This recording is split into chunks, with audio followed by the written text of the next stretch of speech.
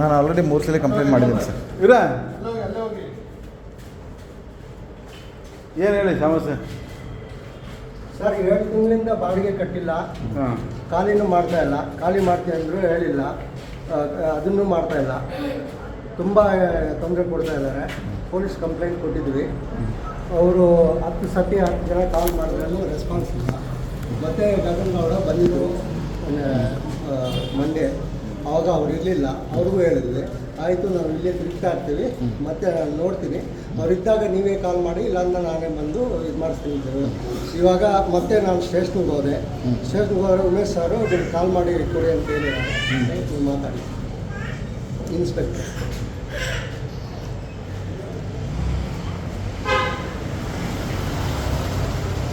ಏಳು ವರ್ಷದಿಂದ rent agreement ಕೊಟ್ಟಿಲ್ಲ ಸರ್. 7 ವರ್ಷದಿಂದ ರೆಂಟ್ ಅಗ್ರಿಮೆಂಟ್ ಕೊಟ್ಟಿಲ್ಲ. ಹೆಣ್ಮಕ್ಳಿಗೆ ಅದು ಇದು ಮಾತಾಡಿದ್ದಾರೆ. ನಾನು ಇನ್ನೂ ಕಂಪ್ಲೇಂಟ್ ಕೊಟ್ಟಿಲ್ಲ. ಈಗ ಮಾತಾಡ್ಸಿ.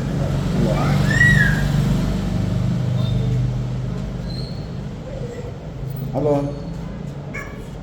ಸರ್, ನಮಸ್ತೆ ಸರ್. ನಮಸ್ತೆ ಸರ್. ಅದೇ ಇಲ್ಲಿ ಡಿಪ್ಕೋ ಶಾಂತಿನಿಕೇತನ ಹತ್ರ ಒಂದು NC ಮಾಡಿದ್ರಲ್ಲ ಸರ್, ಮನೆ ಬಾಡಿಗೆದು. ಅವ್ರು ಫೋನ್ ಮಾಡಿ ಕೊಟ್ಟಿದ್ದಾರೆ ಸರ್.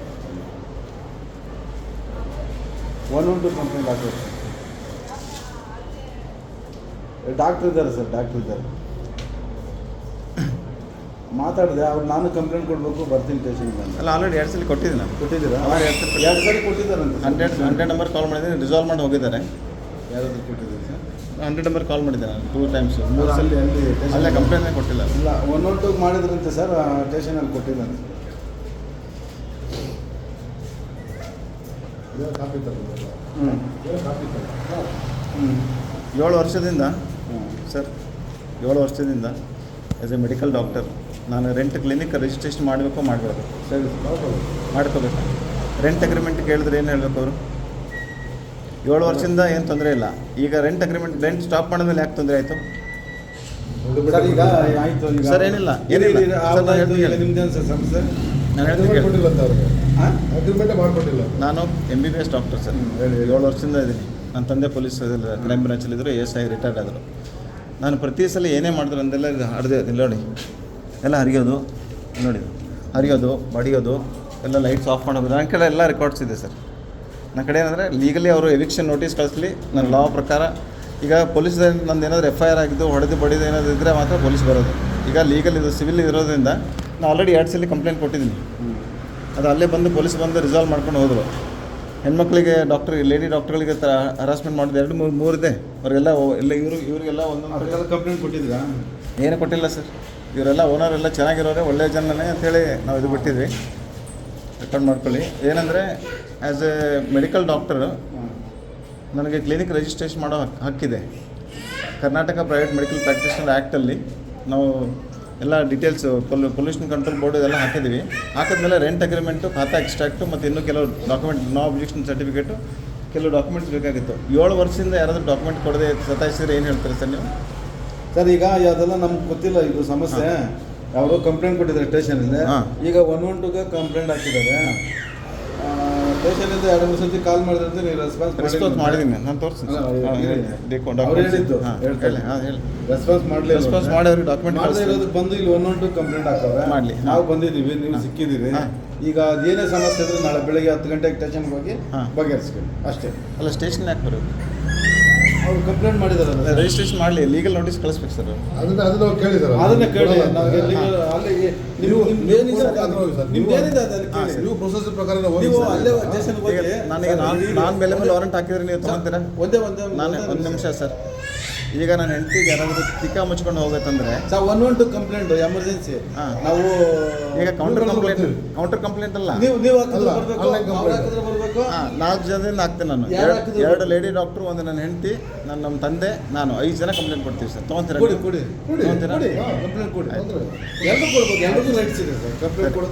ಕಂಪ್ಲೇಂಟ್ ನಾನು ಕೊಡಬೇಡ ಅಂತ ಅನ್ಕೊಂಡಿದ್ದೆ, ಬಟ್ ನೀವು ಲೀಗಲಿನೇ ಹೋಗ್ಬೇಕಾದ್ರೆ ಹಂಗೆ ಮಾಡಿ ಸರ್. ಕೊಡಿ ಸರ್. ನಮ್ಮ ಕರೆಸಿದ್ರು ನಮಗೆ ಬಾಡಿಗೆ ಬರ್ತಿಲ್ಲ ಅಂತ ಅಷ್ಟೇ. ಬಾಡಿಗೆ ಯಾವಾಗಲಿಂದ ಬರ್ತಾ ಇಲ್ಲ ಸರ್? 24 ಜೂನ್ 2018 ಬರ್ತಾ ಇಲ್ಲ. ನಾನು ಎಷ್ಟು ದಿವಸ? ನಾನು 7 ವರ್ಷದಿಂದ ಇದ್ದೇನೆ. ಅದಕ್ಕೆ ನನಗೆ ಗೊತ್ತಿಲ್ಲ ಅದು ಮ್ಯಾಟ್ರ್ ಏನಂತ ನನಗೆ ಗೊತ್ತಿಲ್ಲ, ಇಲ್ಲೊಂದು ಹೇಳ್ತಿದ್ದೆ ಬಿಸ್ನೆಸ್ ಲಾಸಲ್ಲಿ ಮತ್ತು ಡಿಫೇಮೇಷನಲ್ಲಿ ಒಂದು 50 ಲಕ್ಷ ಹಾಕ್ತೀನಿ ಸರ್ ನಿಮಗೆ. ನಾನು ಎಲ್ಲ ಕಸ ಗುಡಿಸೋದು ಎಲ್ಲ ಮಾಡ್ತೀನಿ ಇಲ್ಲಿ ಕೆಲಸ. ನಾನು ಮಾತಾಡಿದ್ರೆ ನೀನು ಮಾತಾಡೋಣ, ನಿಮ್ಮ ಅಪ್ಪ ಕರಿ ಅಂತ ಹೇಳ್ತಾನೆ, ನಿಮ್ಮ ಅಪ್ಪ ಕರಿ ಅಂತ ಹೇಳ್ತಾನೆ. ನಮ್ಮ ಅಪ್ಪಗೆ ಯಾಕೆ ಕರಿಬೇಕು? ನಾನು ರೆಂಟ್ ನಾನು ಕೊಡೋನು, ಡಿಪಾಸಿಟ್ ನಾನು ಕೊಡೋನು.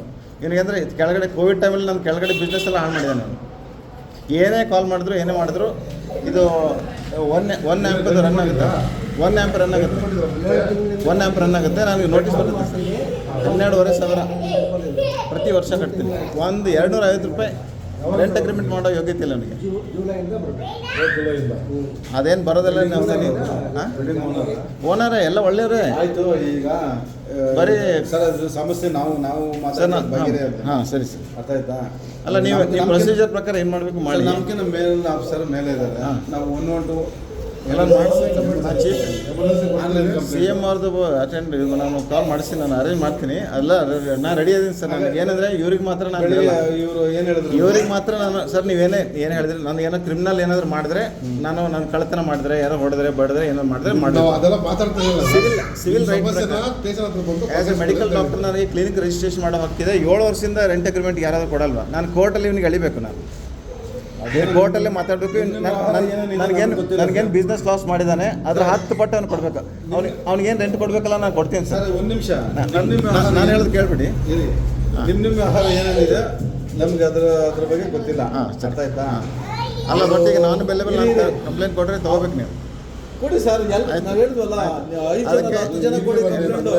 ಈಗ ನಾವು ಇದನ್ನು ಯಾವಾಗಾದ್ರೂ ಬಂದು ನಾವು ಸರ್ ಈಗ ನನಗೆ as a police son of a police man, ನನ್ನ ತಂದೆ ಪೊಲೀಸ್ ಕಾನ್ಸ್ಟೇಬಲ್ ASI ಆಗಿ ರಿಟೈರ್ಡ್ ಆಗಿದೆ. ಕ್ರೈಮ್ ಬ್ರಾಂಚಲ್ಲಿ ನಂದು 0 ರೆಕಾರ್ಡ್ ಇದೆ ಸರ್. ನಂದೆಲ್ಲ ಯೂಟ್ಯೂಬಲ್ಲಿ ನೋಡಿ ಸಾವಿರಾರು ನನಗೆಲ್ಲ ಇದೆ.